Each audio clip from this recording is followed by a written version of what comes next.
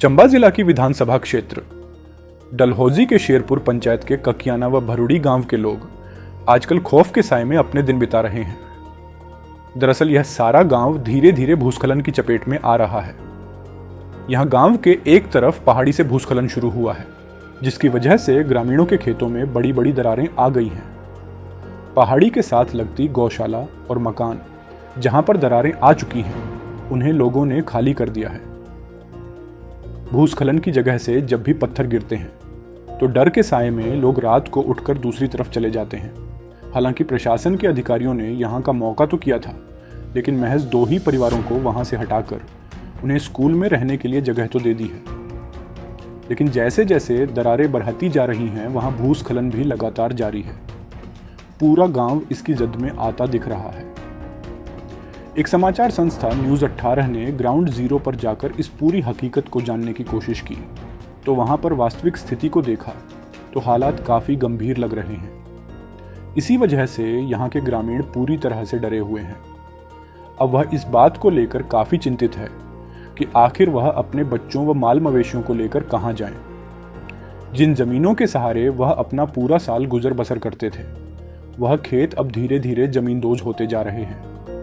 इसी बात को लेकर ग्रामीण दहशत में दिख रहे हैं। यहाँ के स्थानीय ग्रामीणों ने बताया कि उनके गांव के साथ लगती पहाड़ी पर भूस्खलन शुरू हो चुका है। साथ ही उनके खेतों में बड़ी बड़ी दरारें आ गई हैं और वह धीरे धीरे बढ़ती ही जा रही है। उन्होंने कहा कि पहाड़ी के साथ लगते मकान व गौशाला में दरारें आ गई है, इसलिए उन्होंने मकान तो खाली कर दिए हैं, साथ ही गौशाला को भी तोड़ दिया है और कुछ लोगों को तो प्रशासन द्वारा यहाँ से जाने के लिए कह दिया गया है। लेकिन आश्वासन के बाद अभी तक प्रशासन द्वारा उनके गांव के लिए कोई भी व्यवस्था नहीं की गई है।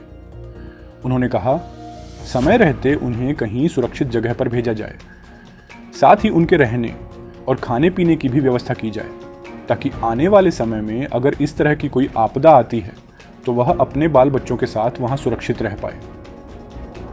डर लगता है रात को कहाँ जाएं, दिन तो और गाँव में वहाँ के ठहर लेंगे, रात को कहाँ जाएंगे। किसी के घर में प्रवीण ठाकुर के घर में शिफ्ट किया, हम वहाँ जाते हैं रात को सोने के लिए।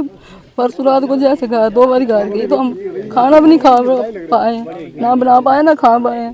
कहाँ जाना फिर हमने, बच्चे वो कहाँ डालने, गौशाला दोनों गिर गई, माल और दूसरों के घर गौशाला में बंधा।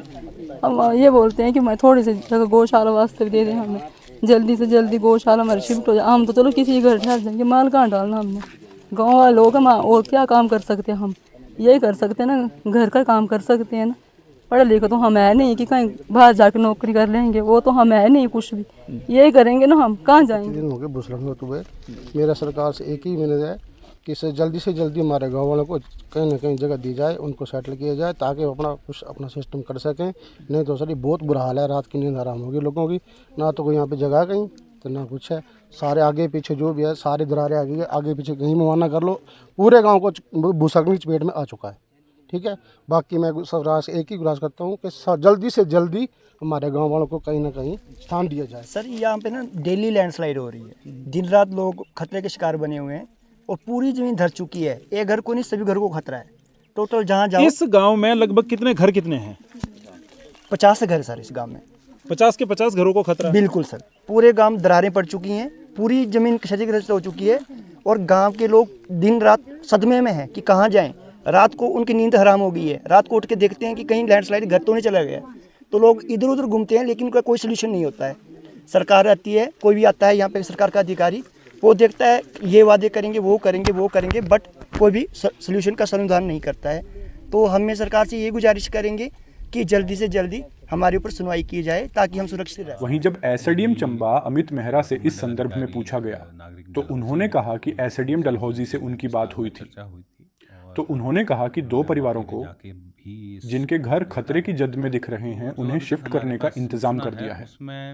उन्होंने कहा कि एक स्कूल जहां पर अब भी क्लासेस नहीं लग रही हैं, वहां पर उन्हें शिफ्ट किया जा रहा है।